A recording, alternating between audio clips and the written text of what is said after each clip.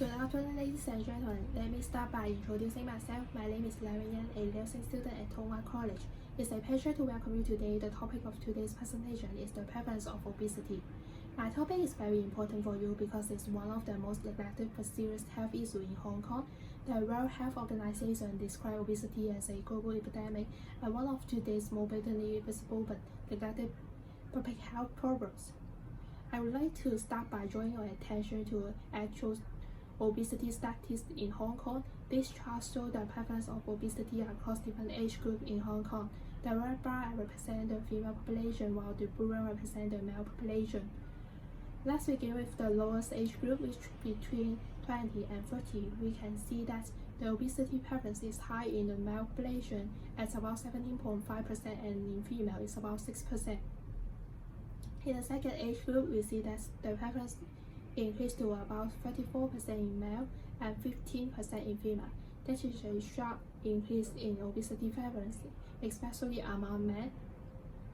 In the third age group, which is 41 to 50, we see obesity prevalence in males start to slow to slightly below 40%, while the prevalence in the female population increased to 25%.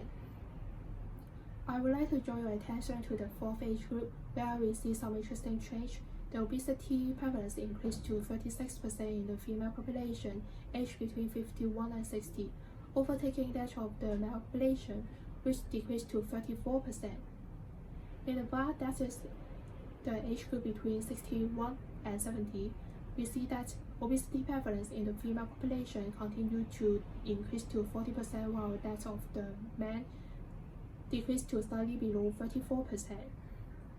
Now that we have looked at the statistics, I want to look at the measure that one can take to prevent or treat obesity for those already affected.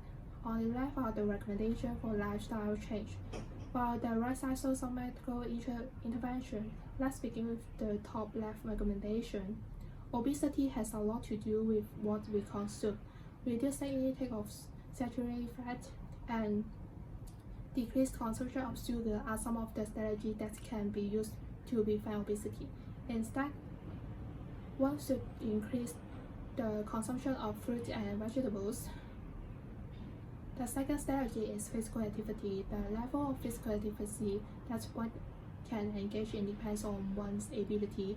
Popular ways to be active include walking, cycling, wheeling, sport, active recreation, and play, and can be done at any level of skill and for enjoyment by everybody.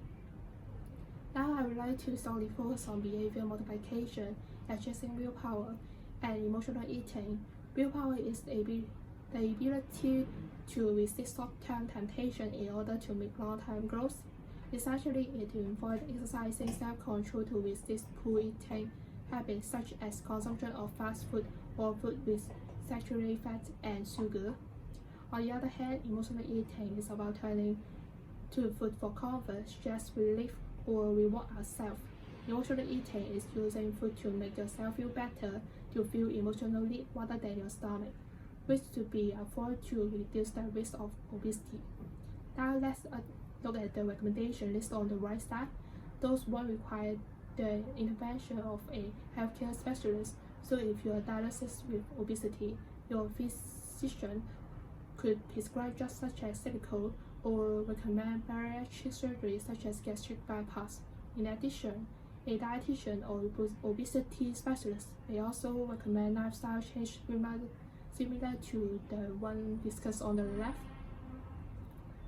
To sum up, obesity is quite prevalent in Hong Kong but also preventable by simply adjusting lifestyle and behavior modification. As age increases, you need to be more careful of what, how, and where you eat, and also engage in physical activity.